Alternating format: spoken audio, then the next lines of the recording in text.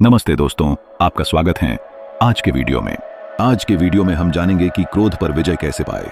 ये वीडियो आपके जीवन में मदद करेगा, तो कृपया हमारे और अपने चैनल को सब्सक्राइब और वीडियो को एक लाइक दे दो।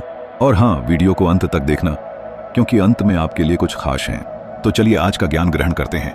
हे मानव, हे अपने ही भीतर के तूफानों से जूझते प्राणी, तुम्हारे जीवन की असंख्य समस्याओं का मूल कारण तुम्हारे भीतर छिपा है।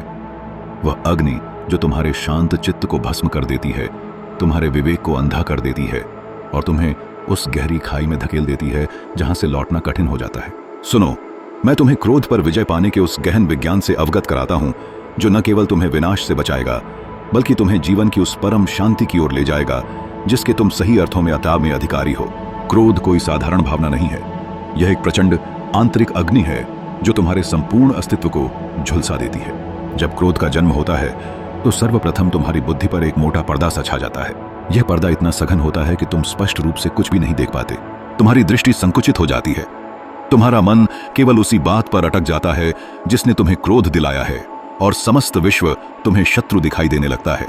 यही भ्रम की प्रथम अवस्था है, वास्तविकता का विरूपण। इस भ्रम के बादलों में घिरे हुए तुम अगले चरण में प्रवेश करते हो, बुद्धि का नाश। बुद्धि वह दिव्य दीपक है जो तुम्हें सही और गलत, उचित और अनुचित का भेद बताती है। क्रोध की अग्नि इस दीपक को बुझा देती है। तब तुम एक ऐसी अवस्था में पहुंच जाते हो जहां न तो तुम्हें नैतिकता का ज्ञान रहता है, न ही परिणाम का भय। तुम एक उन्मत्त हाथी की भांति हो जाते हो जो अपने ही महावत को कुचलने पर उतारू हो जाता है।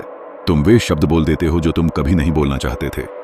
तुम वे कर्म कर देते हो जिनका तुम जीवन भर पश्चाताप करते हो।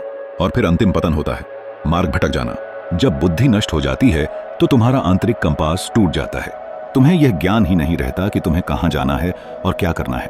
तुम भावनाओं के एक समुद्र में बहने लगते हो जहां हर लहर तुम्हें विनाश की ओर निकट ले जाती है। यह विनाश केवल बाहरी नहीं होता, रिश्ते टूटते हैं, अवसर हाथ से निकल जाते हैं। यह आंतरिक भी होता है। तुम्हारा आत्मसम्मान, तुम्हारी शांति, तुम्हारा आत्मविश्वास, सब कुछ धूल में मिल जाता है। तुम एक ऐसे युद्ध क्षेत्र में खड़े होते हो जहां तुम्हारा सबसे बड़ा शत्रु कोई और नहीं, तुम स्वयं होते हो। परंतु हे प्रिय, इस विनाश से बचने का मार्ग है। सर्वप्रथम क्रोध को समझो। क्रोध कभी अकारण नहीं होता। वह तो एक लौ है जो किसी न किसी ईंधन से जलती है। चोट लगने का भय, अपेक्षा पूरी न होने की पीड़ा, असहायता की अनुभूति या गहरा दबा हुआ दुख। जब तुम इस ईंधन को पहचान लोगे तब तुम क्रोध की जड़ तक पहुंच सकोगे। यह आत्मावलोकन का पहला चरण है। दूसरा चरण है क्रोध के आने की पूर्व सूचना को पहचानना। क्रोध एकाएक नहीं आता, वह धीरे धीरे तुम पर चढ़ता है। पहले मन में एक हलचल होती है, फिर शरीर में गर्मी का संचार होता है, हृदय की गति तेज हो जाती है, मुट्ठियां भिंचने लगती हैं। यदि तुम इन संकेतों को पहचानकर सजग हो जाओ तो तुम क्रोध को बढ़ने से रोक सकते हो। यह वह क्षण होता है जब तुम्हारा विवेक अभी पूरी तरह से नष्ट नहीं हुआ होता। तीसरा और सबसे शक्तिशाली उपाय है विलंब की कला। जब क्रोध का तूफान आए तो तत्काल प्रतिक्रिया देने के बजाय स्वयं को रोक लो। एक गहरी सांस लो, 10 तक गिनो, यदि आवश्यक हो तो उस स्थान से हट जाओ। यह विलंब तुम्हारे भीतर के भावुक तूफान और तर्कशील मन के बीच एक अवरोधक का काम करता है। इस छोटे से अंतराल में ही तुम्हारी बुद्धि को कार्य करने का अवसर मिल जाता है। अंत में क्षमा का अभ्यास करो। क्रोध का सबसे बड़ा प्रतिकार क्षमा है। क्षमा कोई दुर्बलता नहीं है, यह सबसे बड़ी शक्ति है। जब तुम किसी को क्षमा करते हो तो तुम वास्तव में स्वयं को क्रोध के बंधन से मुक्त करते हो।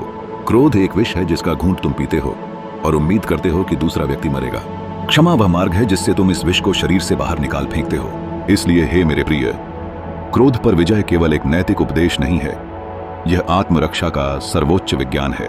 इस मार्ग पर चलो, स्वयं को जानो, स्वयं पर नियंत्रण पाओ और उस परम शांति को प्राप्त करो जो तुम्हारा जन्मसिद्ध अधिकार है।